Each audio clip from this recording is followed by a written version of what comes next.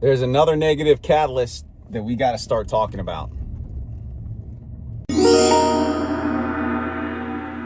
What is going on, everyone? Jeremy Ritz here. Courage pays better than fear trading. I hope you guys are having a phenomenal week. It is Tuesday, March 24th. We are in the final full trading week of March. We have 2 days next week, and then we'll kick off April on Wednesday, April 1st, April Fool's Day.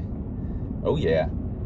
But anyway, let's jump into it. Let's talk about the markets. And right now, futures are down about 40 points. They were dropping hard yesterday, recovered this morning when I woke up and checked them. The Hang Seng Index had a pop last night. They were positive, and this was following yesterday's big push higher in the markets off of Trump saying that they're negotiating with Iran for an end to the war, that there's a 5-day pause on bombing any power infrastructure, and then you had Iran come out and say that that's not true. They haven't talked, and so you saw some of those gains get given back. And again, we were red today. So let's see if we want to give back all the gains from yesterday, if we want to come down and fill the gap from Friday on the SPX, and let's see that what we do from there.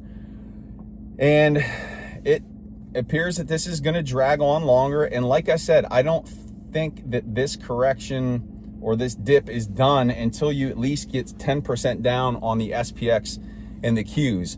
And so we still have further to go. And the way that things have played out here, if you're following along on your bingo card at home, is Mondays have been bounces higher.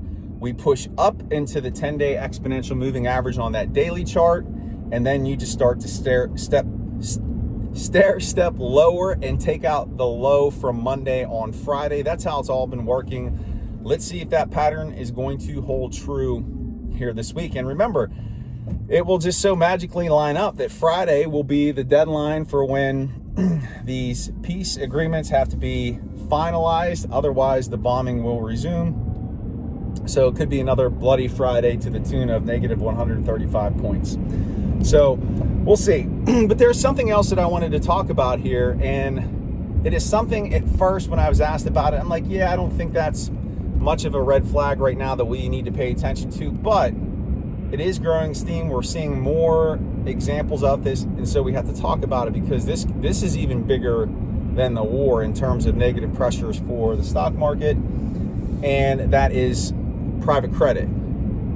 And what we are seeing, a lot of these private credit companies right now where people have money invested, these funds, these hedge funds, these groups are limiting how much can be withdrawn from the fund, which is raising some concerns, some red flags. And it's been happening periodically. And when I was asked about it before, I was like, well, you know, we're seeing some of it, we're not seeing a lot of it, but we're seeing that start to escalate. We saw the Apollo Group yesterday report that they are restricting how much can be withdrawn. And here's the thing, if we have a credit event to where there's a run on credit, what will happen is that's going to pull liquidity from the markets, because if people are making withdrawals, if these funds who need liquidity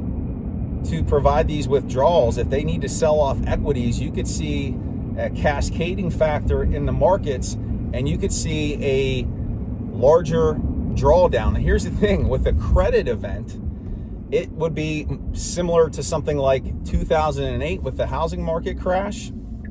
And it would not be one of these V-shaped recoveries like we saw from COVID. It would not be like what we saw from last year's technical bear market from Liberation Day. This would be something that would be sustained.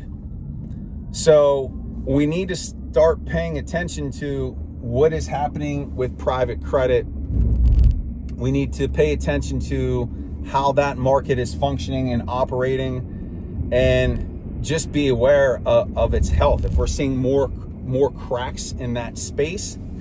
And the thing is, the longer that rates stay higher, the worse that the private credit market can get. And so what would help private credit would be rates getting cut.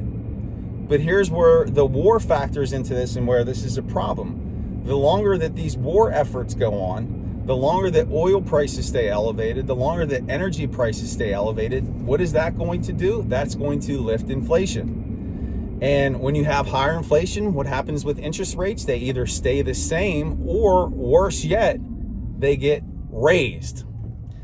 If that happens, if rates stay higher, in the crazy instance they get raised, you're going to have even more pressure on private credit, and that's what could cause something to break, and that could trigger not just a bear market, ladies and gentlemen, but a financial crisis. So sure, the war short term is jacking up energy prices, but this cannot go on long term, or it's going to start impacting other things. So all the positives that could come out of this: negotiation, finding some agreement, peace, work something out, come to some sort of compromise, end the war, eliminate these higher energy prices, higher oil prices, get the Fed back into an easing mode, take pressure off private credit, everything could be solid. The longer that this war goes on, and if this is a long drawn out thing, the more that those risks increase, and the more we could be in a position where we have a global recession. So wanted to throw that out there. Again, it's amazing how everything is so interconnected and interrelated in the markets. Go ahead. I'm going to be kind. I'm going to let this person go. So yeah. Oh, I'm so nice. I did my good deed for today.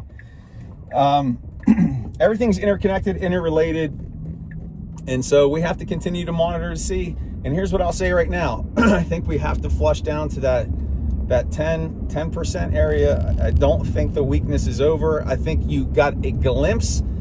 You got a glimpse of what can happen once the war is finished, once an agreement is made. You saw the response. The problem right now is there's no trust in that statement. There's no trust, because we hear things said all the time, only not to be followed through with. Once a deal was reached, and who knows when that's going to be, because here's the thing: Friday can come and there could be more bombs dropped. We can hear, all right, there's going to be troops going into Iran. All those things could happen. So we just don't know yet. So you don't want to be fully committed to one side either way, right? And then here's what's nuts too. And we all know this: the market's manipulated. There's insider trading that happens like crazy. Right before Trump made that announcement, somebody bought just an insane amount of futures contracts on the S&P futures, and also shorted oil futures and made billions and billions of dollars. Is that interesting? Yeah. Let me get some tips like that on a trade. Anyway, ladies and gentlemen, that is going to do it for this Tuesday episode of Driven. I appreciate you guys so much for joining me here today. Having my coffee, just finished a swim workout, and it's sunny outside. It's a little chilly. I love you guys. I want to give a shout out. You know what? Two Wheel Pursuits. You watch all my videos, brother. You comment, man. I just want to thank you for watching, man, and for supporting the channel. I really do appreciate that. I mean that. So thank you. Thanks for your comments. You always cause me to think. I appreciate that. So shout out to you. Shout out to Rachel. I hope you're doing well. And I'll be catching up with you next week.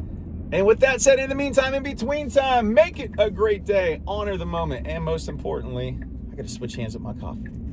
Be grateful. Take care, everyone.